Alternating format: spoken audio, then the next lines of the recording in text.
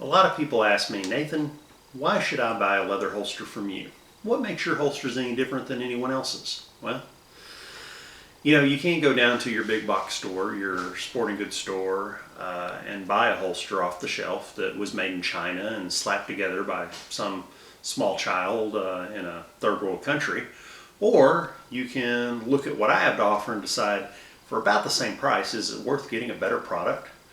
So, first thing is, how do I make my holsters? First trick is, I go and buy premium grade leather. I buy what is called A-grade leather.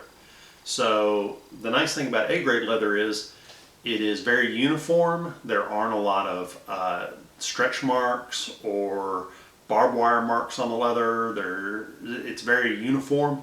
It's easy to cut and shape and to reproduce the same quality material. I tried using the lower grade stuff, but again, it was just really bothersome for saving 20% to have to work so much harder to make it look good. So I've discovered the hard way. You definitely want to buy the premium leather. Next thing I do is I make patterns and I cut them out of steel. The reason I do this is I can replicate my leather holster patterns, and when I put the steel down on the leather, I take my knife and I cut it out, and it keeps me from going inside the lines, thus making sure that I don't damage a healthy chunk of my leather and end up having to just start over again and redo it. So little tricks I've learned over time to save myself hassles. Alright, so next thing I do is I take a leather holster piece. There'll be two pieces, just like this one, little flats. I take these and I take suede, which my suede's run away. Here it is. So I'll take black suede or tan suede. I'll take some type of really thin suede material. I'll slap on barge glue, which again is a lot like super glue mixed with rubber cement. I slap that on there. I stick it on the suede. I let it dry. I cut the pattern out. And now I have a holster that has a suede lining. Why would it be good to have a suede lining? It's because when you put your gun into a holster with not a suede lining, it's like rubbing on sandpaper. Not quite that bad, but over time it'll just wear your finish right off. The suede is much more conducive to keeping your finish look good. I won't say that it won't fade any, but it'll cut the wear marks down considerably versus just standard leather holsters that you buy at the store. Alright, so what do I do next? Next, I will get the holster a little wet, and I'll put my sheepdog leather maker's mark on the back of the holster. Here's one with it. And I put my maker's mark on the back of the holster so that you always know who made it, but you're not a walking advertisement for me. Okay? Some holster makers, they want it exposed on the front of the holster that they made the holster so people will see it, read it, then buy their holster. I don't think you should be a walking advertisement for me. If somebody comes up and asks, I do want you to be able to say, man, what was that guy's name? Oh wait, it's on the back of the holster. Let me look real quick, kind of peek down. Oh yeah, sheepdog. So that's one of the things that I do. Now on the front side of the holster, I offer at no additional charge a few options. One of which is the very popular Moulin L'Abbe, which again is Spartan for come and take it. That's what they told the Persians when they said drop your weapons. They said come and take them. This is not the same stamp as that. This is a smaller one, but as you can see, it looks very nice on the holster. I also offer, hard to see on this black one, but Every Second Matters. Probably can't see that at all. And I have mahogany, black, brown holsters, and I also have the natural tan colored holsters. These are oil-based holsters. All these are oil-based coatings. The reason I do oil-based is that soaks deeper into the leather, and if you scuff it on something, it will retain its look better than if I used a water-based type. Same thing if you stain your fence. Do you use oil-based or water-based? Oil-based protects the fence better. Oil-based protects the leather better on holsters also. Also offer holster types that have retention screws down here near the muzzle. You can increase the tension to keep the whole, the gun in and keep it at just the right amount of pull draw for you. I also offer now thumb brake holsters so that you can pop the snap and pull the gun out. Again, some thumb brake holsters will have the thumb brake built into the leather design, and some will simply have a thumb brake strap added onto it. Depends on the make and model as to which one you'll get. But again, I try to do it this way, but that's not always possible with certain designs. Sometimes you have to have the other type where it's just that exterior strap. I still make it look very uniform. It fits well. It looks perfect. Nobody's really going to notice one way or the other, and it's still the same function. Now, other thing I do is when I make a belt loop holster, I had a specially made cutter so I can cut nice big holes in here, 1 3/4 inch by 1/2 inch across. So it's much easier to put your belt on with my holster versus a standard holster typically. What about belts, you ask? Well, guess what? I make those too. I make 1 3/4 inch belts typically. I can adjust that if you have a specific need to a bigger or smaller belt. But what I do with my belts is instead of a standard belt where you have just basically one piece of leather, maybe a thin piece of suede on the back, I take 2 big pieces of leather, I glue them together, and I then stitch them down the sides and then form them into a belt.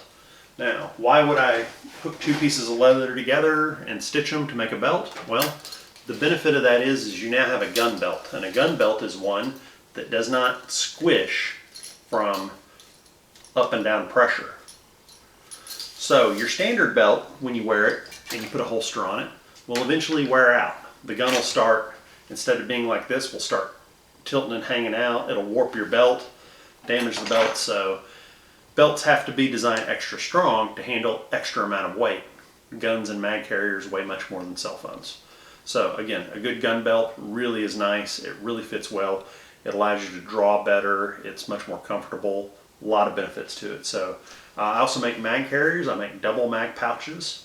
And so if you want to, you can buy what I call the rig. The rig is a gun belt, a holster, and a double mag pouch. So you have everything that matches. And if you've ever seen a cowboy movie, they always have their rigs on, which is their cowboy belt that matches their holster that has the bullets in it and all that. Well, this is the modern version of that same idea. Something that looks really nice. All right. Already mentioned the suede lining. Already mentioned that, when I sew them, I use a cast iron sewing machine. That is designed, it's called a Cobra Class 3 sewing machine. It's designed specifically for sewing leather, and it really speeds up the job in my life and keeps me from spending if I were to sew this belt by hand, it would take 4 hours. On that machine, I get it done in 10 minutes or less. So you really can't produce these things without having a big sewing machine, and it's got to be a big cast iron leather sewing machine to get the job done. I wanted to show everyone my leather sewing machine and my knife sharpener for cutting my leather.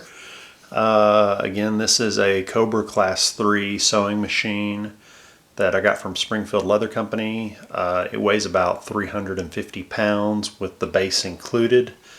Got a little stool, little foot pedals, and that's what it takes to sew belts and leather on a regular basis in any amount of time. You got to get this. So people lovingly refer to this type of machine as the Bull, and it is primarily sold to people who make saddles. Got my holsters. Oh, I smooth the edges down. So you take your holster here, and once you've got it all formed up, you take it out and you use a belt sander on the edges, and the belt sander gets the edges all even. Then you take an edger and you go around the edges and cut the exterior parts off and get it kind of nice and uniform. And then I have one of these out here on a drill press in my garage, and it spins, and basically I do it a little by hand afterwards, but I mainly use the drill press to do the main part of the job on the belts and the holsters.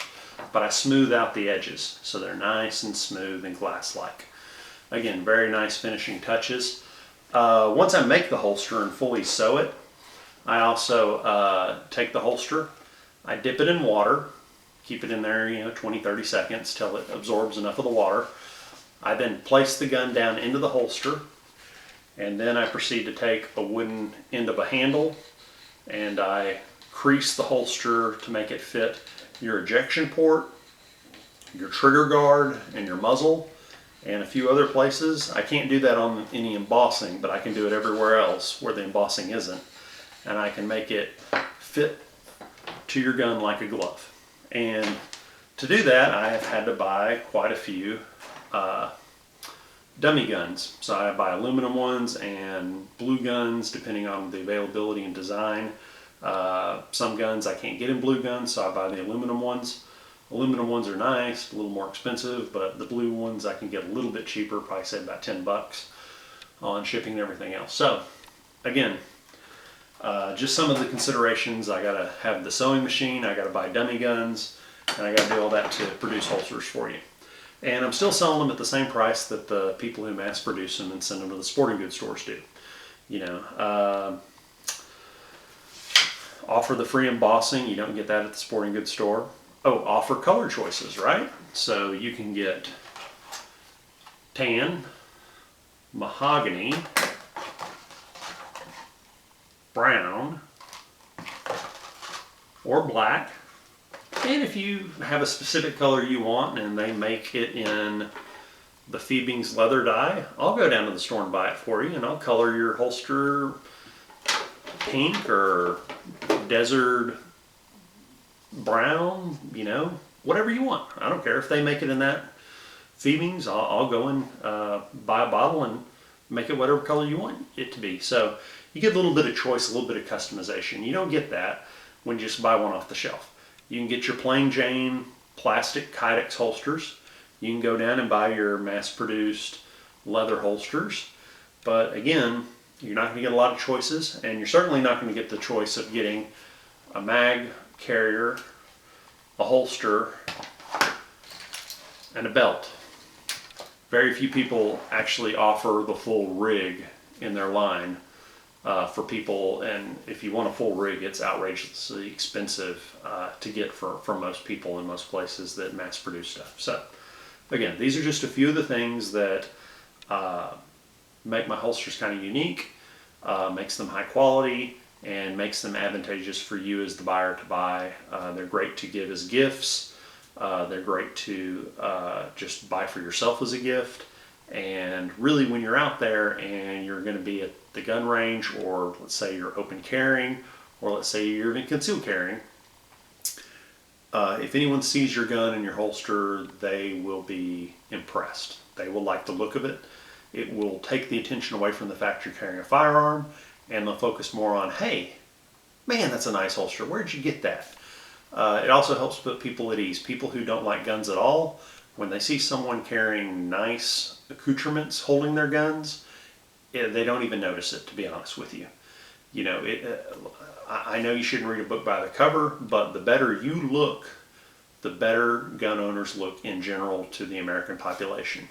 And we all know we're a little under fire these days from the newscasters and everything else. So again, these are some of the reasons that I think you should buy my holsters. So go to sheepdogleather.com and take a look at things. Appreciate you, and have a good one.